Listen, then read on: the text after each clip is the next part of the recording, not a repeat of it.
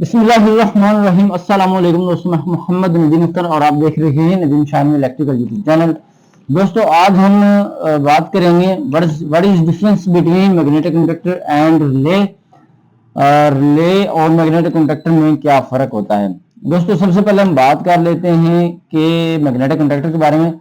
Magnetic conductor जो है आपका इस्तेमाल किया जाता है 5 एम्पियर या उससे ज्यादा की रेटिंग में। अगर आपका लोड है तो उसके साथ आपको मैग्नेटिक कंडक्टर लगाना पड़ेगा। और अगर आप मोटर को चलाना चाहते हैं 1 HP से ऊपर जितनी भी हैं मोटरें आपकी मैग्नेटिक कंडक्टर के साथ ही ऑपरेटेड होती हैं। मैग्नेटिक कंडक्टर इसलिए यूज किया जाता है क्योंकि इसकी लोड बर्दाश्त करने की सलाहियत इसकी पावर कैपेसिटी के हिसाब के साथ होती है। मैग्नेटिक कंडक्टर ज्यादातर पैनल के अंदर इस्तेमाल किया जाता है जिसके अंदर इसको मोटरों की जो होती है एक्टिविटी उनको कंट्रोल करने के लिए इस्तेमाल किया जाता है। इसकी मदद से आप मोटरें कंट्रोल करवा सकते हैं, लाइटिंग कंट्रोल करवा सकते हैं और इस तरह का इंडक्टिव लोड जितना भी है आप इसकी मदद से करवा सकते हैं कंट्रोल।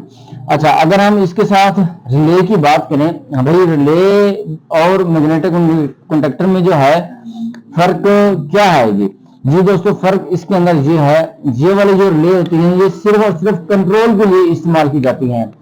जहां पर पैनल है आपका, मिसाल के तौर पर उसके अंदर काफी सारी कंट्रोलिंग हो रही है, कोई लाइटिंग कंट्रोल हो रही है और मैग्नेटिक कंडक्टर की इंटरलॉकिंग हो रही है, होल्डिंग हो रही है और इसके साथ साथ इसकी जो है ट्रिपिंग के बारे में इंफॉर्मेशन दी जा रही है। उसके लिए जो भी काम किया जाता है वो रिले के साथ किया जाता है। अब रिले के जो पॉइंट होते हैं ये मैग्नेटिक कंडक्टर के पॉइंट से ज्यादा होते हैं। इसके अंदर नॉर्मल ओपन और नॉर्मल क्लोज और कॉमन पॉइंट की जो क्वांटिटी होती है वो मैग्नेटिक कंडक्टर की निस्बत से ज्यादा होती है। देखेंगे इसके जो पॉइंट हैं वो हैं 8 पॉइंट। कुछ मार्केट के अंदर रिलेज आ रही हैं 4 point, 6 point, 8 point, 12 point, 14 point और इससे ज्यादा पॉइंट वाली रिलेज जो है वो मार्केट के अंदर अवेलेबल है। अब हम इस रिले के ऊपर लोड जो है इसकी कैपेसिटी के मुताबिक ही डालेंगे। अब इसके ऊपर लिखा हुआ है यहाँ पर आप देख सकते हैं 220 वोल्ट और 7 एम्पेयर। हालांकि 7 एम्पेयर ये रिले जो है लोड परमानेंट नहीं उठा सकती। अगर आप परमानेंट लोड आप इसके साथ लगाएंगे तो ये जल्द अज जल्द बर्न हो जाएगी और इसके साथ आप है ना मजीद लोड नहीं चला सकते। अगर आप इसके साथ मजीद लोड चलाएंगे तो आपकी जो है रिले इसकी जो है लाइफ कम हो जाएगी। जी दोस्तों, इसके साथ साथ आपने ये जो रिले होती है ज्यादातर पैनल्स के अंदर इंस्टॉल की देखे थे, जो कि बहुत ज्यादा तादाद के अंदर पैनल के अंदर इस्तेमाल की जाती है।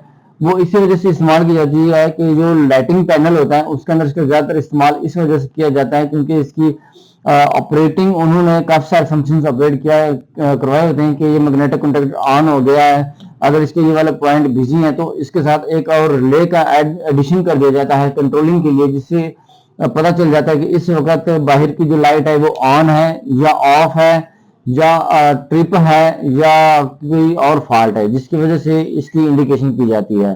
जी दोस्तों, इसी वजह से इस रिले का इस्तेमाल किया जाता है। और यहाँ पर मैग्नेटिक कंडक्टर और रिले के बारे में जितनी भी इंफॉर्मेशन थी आपके साथ वो शेयर कर दी गई है। उम्मीद करता हूँ आपको इस इंफॉर्मेशन की जो है समझ आ गई होगी कि मैग्नेटिक कंडक्टर में और रिले में क्या डिफरेंस है। रिले के ऊपर आप कम लोड इस्तेमाल कर सकते हैं जबकि आप मैग्नेटिक कंडक्टर के ऊपर ज्यादा लोड इस्तेमाल कर सकते हैं। जी दोस्तों, मिलते हैं नेक्स्ट वीडियो में।